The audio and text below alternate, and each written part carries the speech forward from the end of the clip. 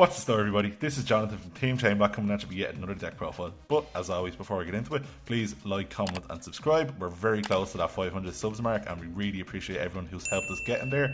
Also, we really love your continued support, where you can do that by using our discount code ChainBlock5. The link to Kong's cards is in our description. It's a good time to take full advantage of that, as Phantom Nightmare is just around the corner, and in the next week or two we'll be in full swing of fire format. And yeah, 5% off all your purchases to get you them pops and princesses. Just good timing. Go take advantage of it. Editor Bread from ChainBlock here for a quick intermission. So 96% of you guys are watching are unsubscribed. 96! So please consider subscribing, and there'll be a lot more from us to come, including a new series that we have in the works that I'm sure you won't want to miss. Also, if you subscribe, you'll open Droll every single game for Fire Format, but you have to keep it a secret. So, the profile I'm bringing to you today is a deck that I played in the most recent regionals in Ireland. It was at UnderWorld Gaming, the home on locals of Team ChainBlock.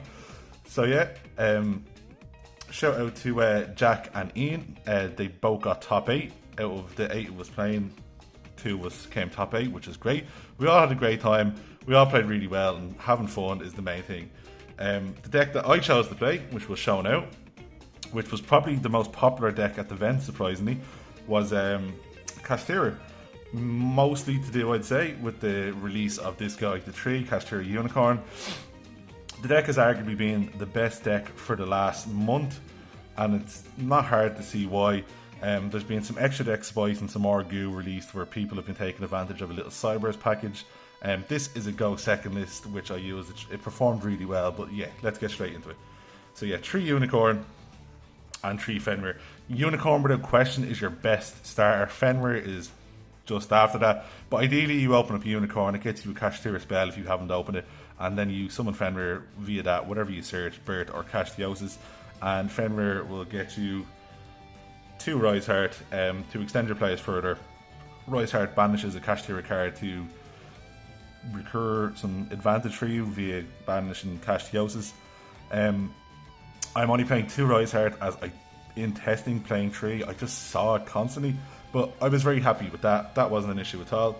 Then we're playing the 1 Ogre and the 1 Scareclaw Kashtira. Ogre was great. He's just a big body which searches you a trap. We're only playing the preparations. I'm not playing Big Bang, as we're not really going into Shangri-La too much in this. The most overperforming card in the main deck, surprisingly, was probably Scareclaw Kashtira, as its battle protection for Kashtiras and the negation came up so much. It was just a great card, and the banish effect again to get some recursion back, which was great also.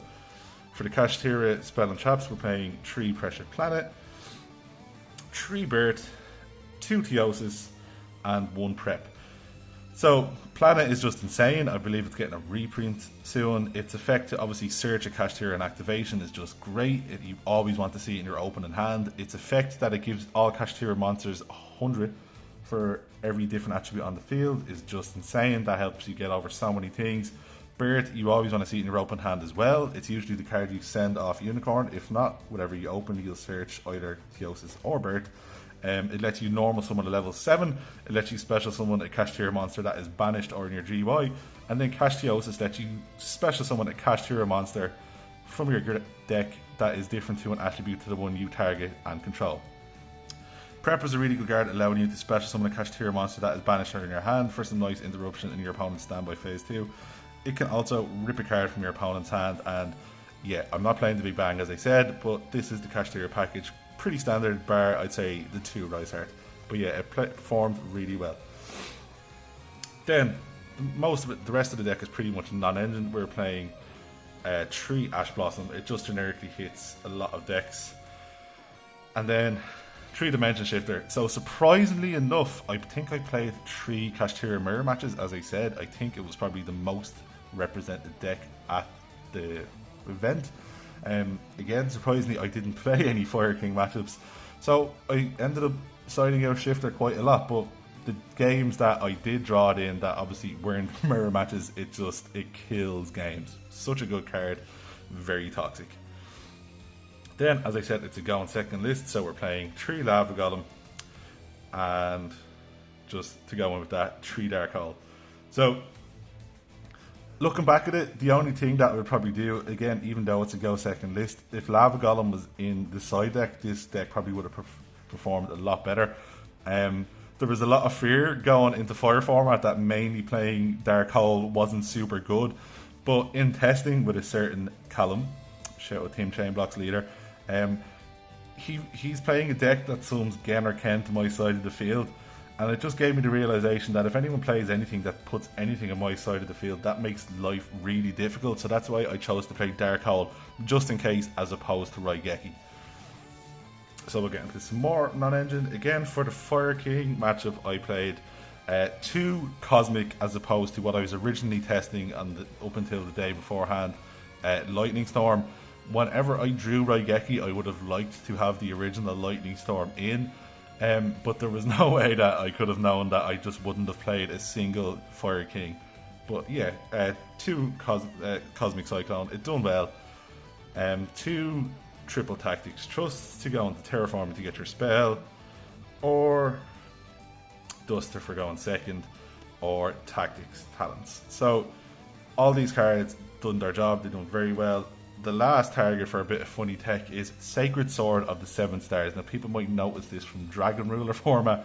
So you can banish 1 level 7 monster from your hand, or importantly face it on the field, to then draw 2 cards. So this syncs up really nicely with Kashtira, obviously, as they're all level 7s, and then you can banish one from your hand or field after you get its effect to then just draw 2 and then summon it back off bird to extend your plays. And the last card in the deck is, as always, we love the ChainBlock, 1 Called by the Grave. I'll go into the side deck before I go into the extra deck. So we're playing 2 cards that recently came back to semi-limited, which I wish I main decked because it performed so well on the day. Dino Wrestler Pankratops. So Pankratops is obviously a level 7. So if your opponent controls more monsters than you special summon Pank into a board. It's 26, so it can swing over and then tribute itself to pop any card in the field. It was insane. If this card comes back to 3, whew, please Konami. Then 3 cards that I also sided in and were just horrible for people to deal with, as it gets a nice buff off the field spell. So ideally your cash board, you want to leave these days Fenrir and Unicorn up in the field, as having field spell, Bird, Fenrir and Unicorn in the field is horrible for people to deal with.